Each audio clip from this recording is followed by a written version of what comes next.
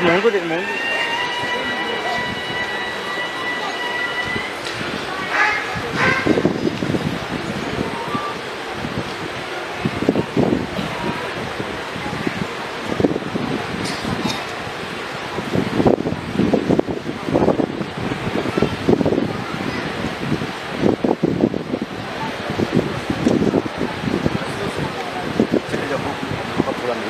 तुम चले जाइए तुम चले जाइए मेरे तो निकालना पड़ेगा तो इसको तुम तो अरे फिर इधर का शूट नहीं होगा ये ले लेगा उसको अरे उसको नहीं मालूम लोग आ रहे अभी अंदर उधर जा नहीं सकते कोई चलो ठीक है आगे पूरा सखी गीत रामायण या आजच्या कार्यक्रमासाठी उपस्थित झालेले महाराष्ट्र राज्याचे लाडके मुख्यमंत्री नामदार देवेंद्रजी फडणवीस साहेब यांचं मनपूर्वक स्वागत।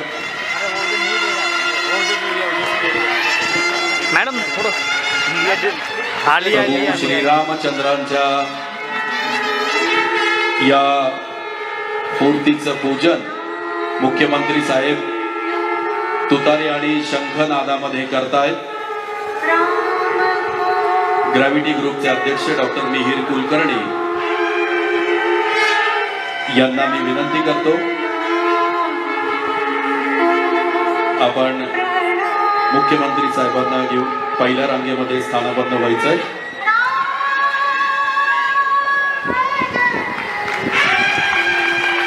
व्यासपीठावर उपस्थित महाराष्ट्राचे लाडके मुख्यमंत्री माननीय श्री देवेंद्रजी फडणवीस साहेब आणि सर्व मान्यवर त्याचप्रमाणे समोर उपस्थित सर्व रामभक्तांना माझा सादर जय श्रीराम। आजच्या कार्यक्रमाचे 3 सुंदर योग जुळून आलेले आहेत। एक म्हणजे राम जन्माच्या पूर्वसंध्येला हा कार्यक्रम होत आहे। दुसरा म्हणजे गीत रामायणाला यंदा 70 वर्षे पूर्ण झाली आहेत। तिसरा म्हणजे समूह स्वरात स्त्रियांनी गायलेले गीत रामायण सखी गीत रामायण आणि आपण सर्वांना मोठ्या थाटामाटात सादर केलेले सीता स्वयंवर। त्यामुळेच रामनवमीची पूर्वसंध्या गीत रामायणाची 70 वर्ष आणि सखी गीत रामायण अशा रामनवमीच्या त्रिवेणी संगमावर आजचा कार्यक्रम संपन्न होत आहे। जाणकार विद्वान असं सांगतात की श्रीरामाच्या आयुष्यातून आपण खूप काही घेऊ शकतो। रामाची वेगवेगळी रूपे आहेत। धनुष्यधरी राम, मर्यादा पुरुषोत्तम राम, एकपतिव्रत राम, सहनशील व धैर्यशील राम, दयाळू राम, आदर्श पुत्र राम, आदर्श भाऊ राम, आदर्श पती राम, आदर्श व्यवस्थापक राम आणि आदर्श मित्र राम।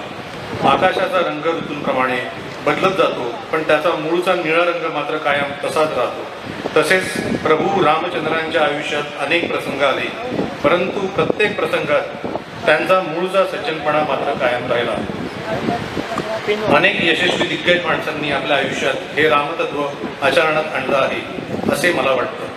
मी ज्यांना गुरुस्थानी मानतो ते माननीय फडणवीस साहेब।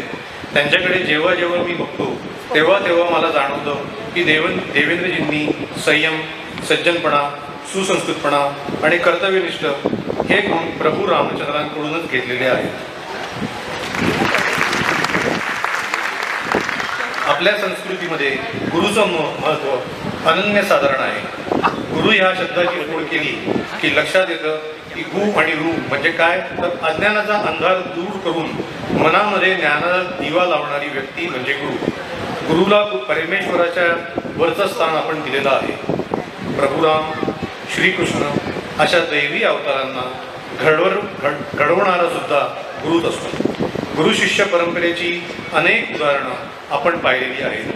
प्रभू श्रीराम, वशिष्ठ आणि विश्वामित्र ऋषी, श्रीकृष्ण आणि संदीपानी ऋषी, अर्जुन, द्रोणाचार्य, चंद्रगुप्त मौर्य, चाणक्य, स्वामी विवेकानंद, परमहंस यांच्यापासून ते थेट भारतरत्न लता मंगेशकर, दीनानाथ मंगेशकर, भारतरत्न भीमसेन जोशी, सवाई गंधर्व, भारतरत्न सचिन तेंडुलकर, रमाकांत अत्रेकर सर यांच्यापर्यंत गुरु शिष्यांच्या जोड्या आपण पाहिलेल्या आहेत। वर उल्लेख केलेल्या शिष्यांइतका मी गुणी नक्कीच नाही परंतु मी भाग्यवान आहे की मला देवेंद्रजींसारखा गुरु लाभलेला आहे। माझ्या आजवरच्या वाटचालीमध्ये माननीय फडणवीस साहेबांच्या मार्गदर्शनाचा आणि त्यांनी मला दिलेल्या संधीचा खूप मोलाचा वाटा आहे हेही मी नम्रपणे सांगू इच्छितो। फडणवीस साहेब, मी आपल्या मार्गदर्शनाखाली असेच दर्जेदार सांस्कृतिक, सामाजिक, धार्मिक, शैक्षणिक, आरोग्यविषयक उपक्रम आयोजित करत राहीन आणि त्यासाठी साहेब तुमचा आशीर्वाद कायम माझ्या पाठीशी राहील हा मला ठाम विश्वास आहे। या प्रसंगी गुरुची माहिती सांगणारा एक श्लोक मला आठवतो। गुरु ब्रह्मा गुरु विष्णू गुरुदेव महेश्वरा गुरु साक्षात परब्रह्म तस्मै श्री गुरुवे नमः। एवढे बोलून मी थांबतो। जय हिंद, जय महाराष्ट्र, जय शंकर, जय श्रीराम।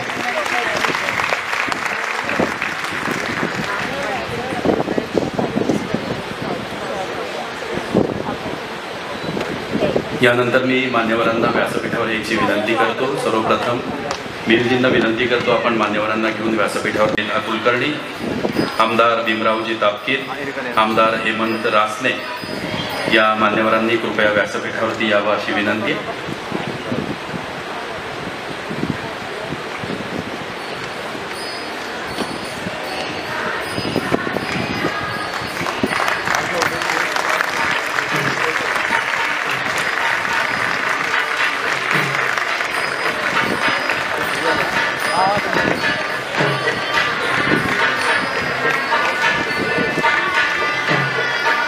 मिहीर कुलकर्णी यांना मी विनंती करतो, नामदार देवेंद्रजी फडणवीस साहेब यांचा सन्मान आपण करावा। शाल, त्याचप्रमाणे अयोध्येच्या राम मंदिरामध्ये सुप्रतिष्ठित केलेल्या रामलल्लाच्या मूर्तीची प्रतिकृती आपण माननीय मुख्यमंत्री साहेबांना या ठिकाणी भेट देतो आहे।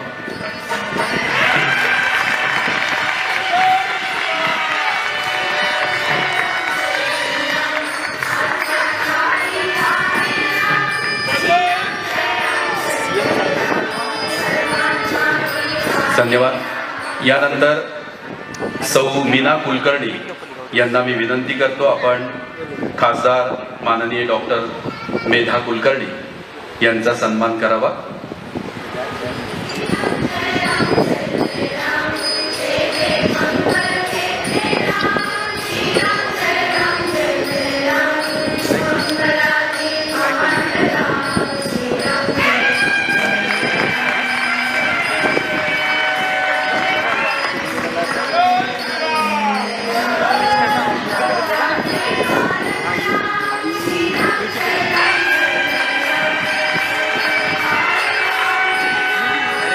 यानंतर माननीय श्री सुधीर कुलकर्णी यांना मी विनंती करतो, आमदार भीमराव तापकीर यांचा सन्मान आपण करावा।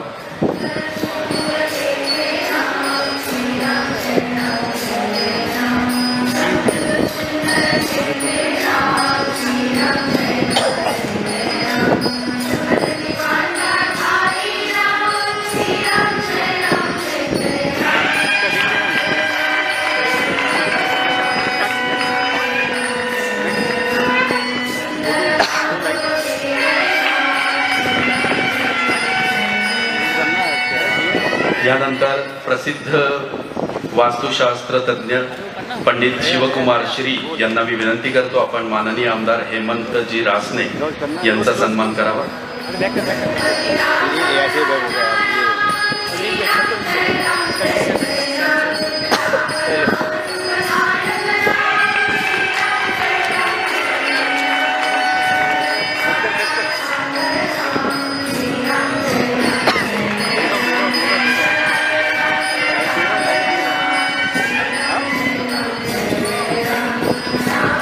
धन्यवाद।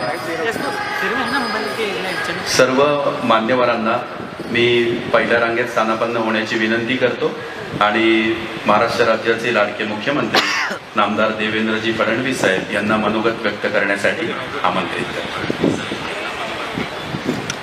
हनुमान की, उमापति महादेव की, बोलो जी भाई सब संतन की, सनातन हिंदू धर्म की, गो माता की, भारत माता की, छत्रपति शिवाजी महाराज की, धर्मवीर छत्रपति संभाजी महाराज की।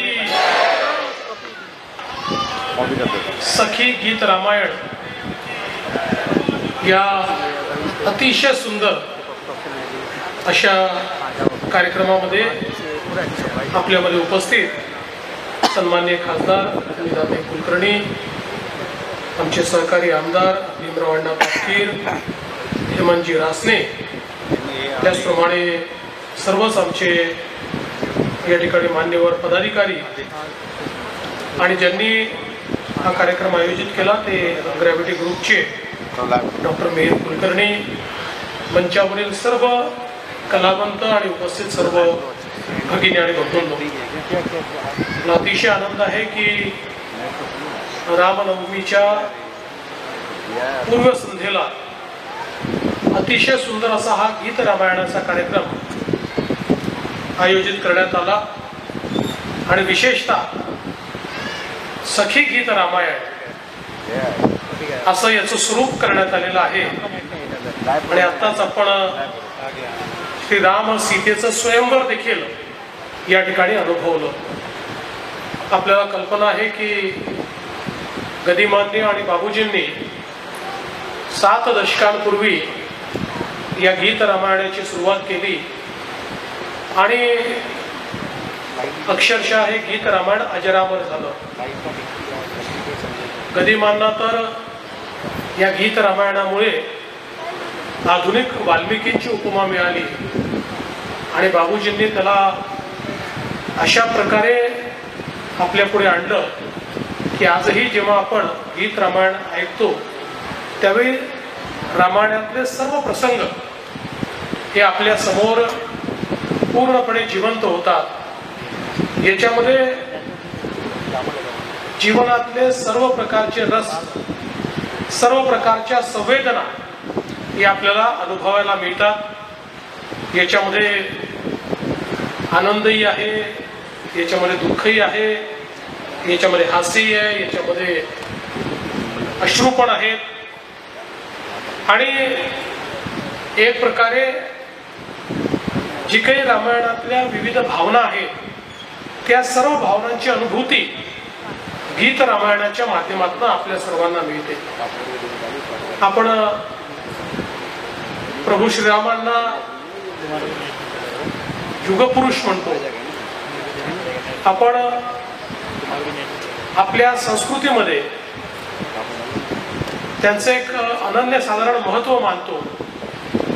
याचं कारण जीवनातले मूल्य काय असले पाहिजे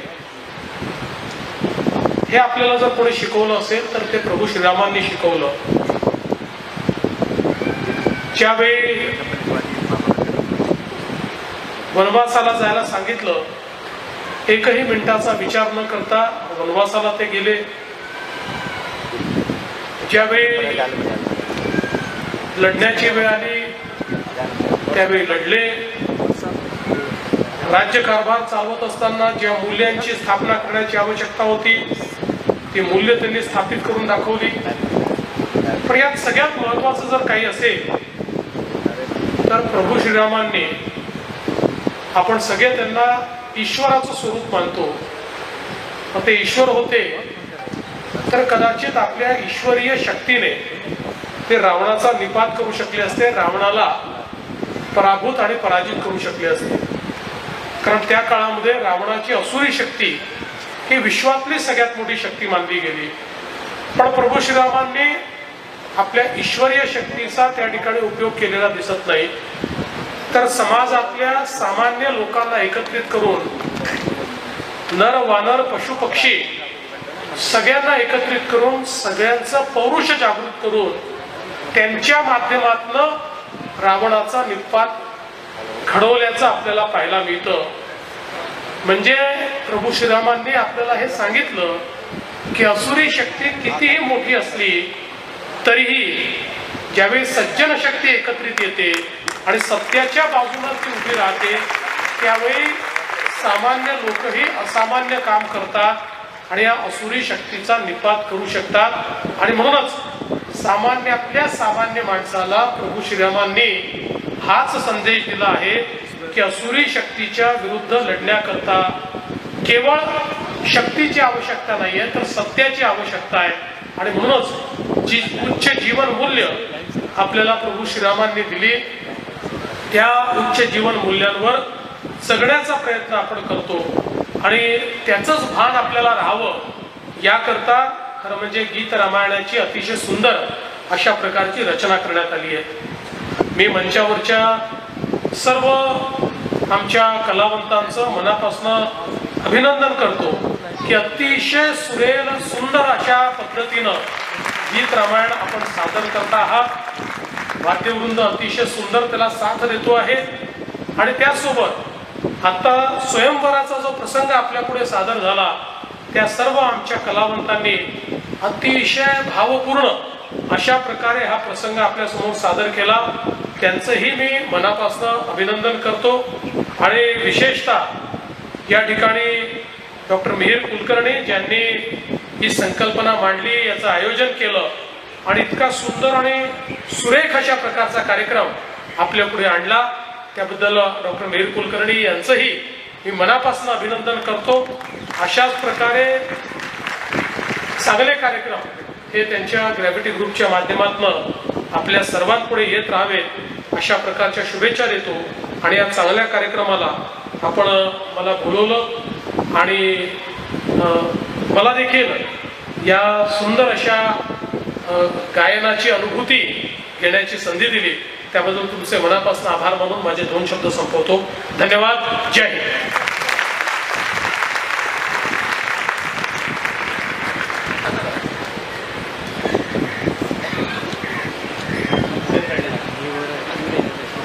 सखी गीत रामायण सादर करणाऱ्या सर्व कलावंतांच्या बरोबर नामदार देवेंद्रजी फडणवीस साहेब यांचं एक छायाचित्र आमच्या आठवणीसाठी। सुप्रियाजी या चित्रताई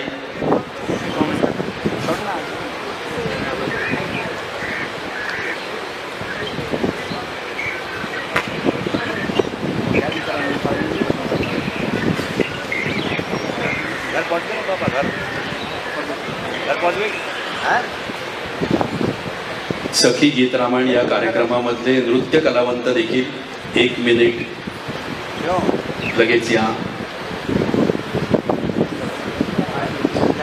आपल्या संस्कृतीमध्ये अष्टमहासिद्धी कल्पिलेल्या आहेत। इशिता, वशिता, प्राप्ती, प्राकाम्या, आणिमा, महिमा, लघिमा, गरिमा।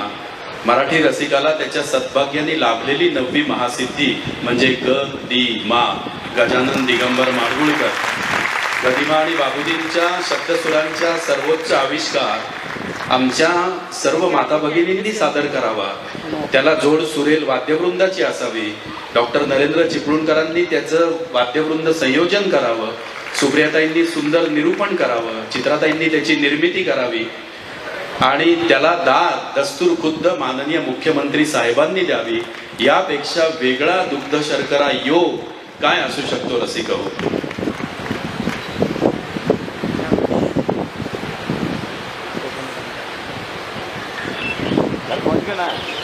महाराष्ट्राचे मुख्यमंत्री असे आहेत की कलावंताकडे पाठ करून मी बसणार नाही हा सुसंस्कृतपणा जोपासणारे आहेत।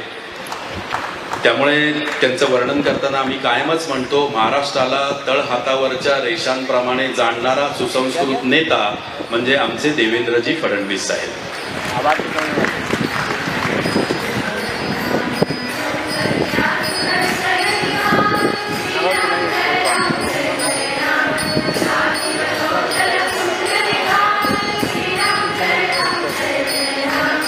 छोटे लवकुश कुठे गेले? अच्छा,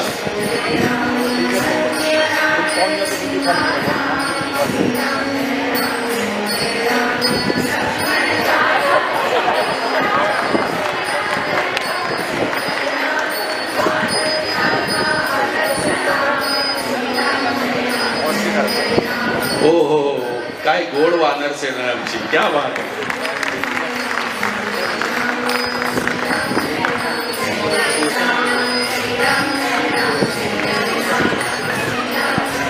आम्ही माननीय मुख्यमंत्री महोदयांचे औपचारिक आभार मानत नाही तर मनापासून कृतज्ञता व्यक्त करतो।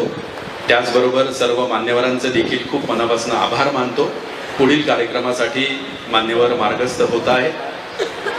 ग्रॅव्हिटी ग्रुपच्या वतीने आम्ही त्यांच्या प्रती खूप मनापासून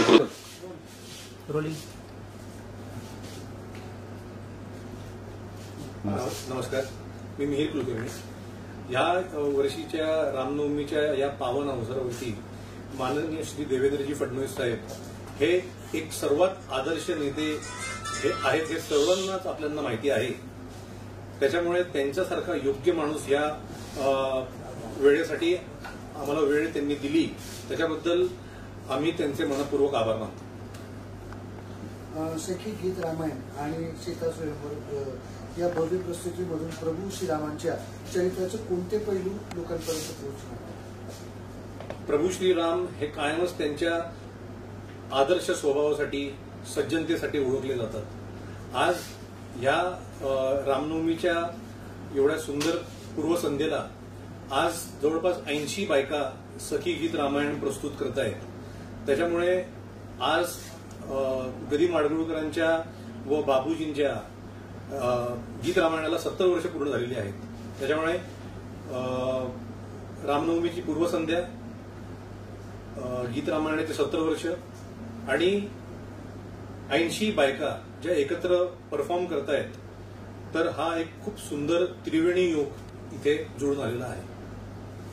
तुमची ग्रॅव्हिटी संस्था आणि हा कार्यक्रम यांचं कॉम्बिनेशन कशा प्रकारे?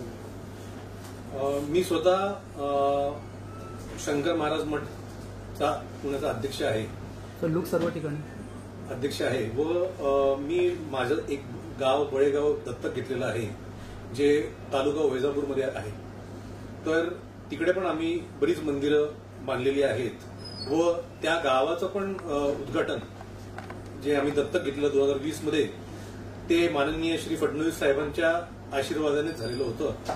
त्याच्यामुळे आध्यात्मिकता आणि माझा एक मूळ स्वभाव आहे, त्याच्यामुळे हा कार्यक्रम आम्ही आज आयोजित केलेला आहे.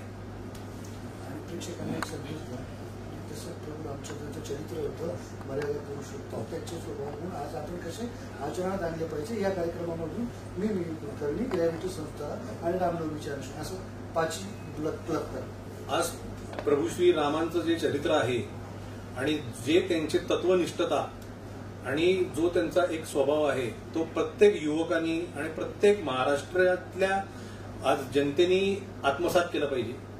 आणि आपण कसं त्यांच्या प्रकारे वागू ह्याच्याकडे आपण लक्ष दिलं पाहिजे, असं मला वैयक्तिक वाटतं. धन्यवाद. आदरणीय मुख्यमंत्री माननीय श्री देवेंद्रजी फडणवीस साहेब हे स्वतःच एक एवढा मोठा आदर्श आहेत महाराष्ट्रासाठी की त्यांच्या म्हणजे रामनवमीच्या या पावन अवसरावरती एक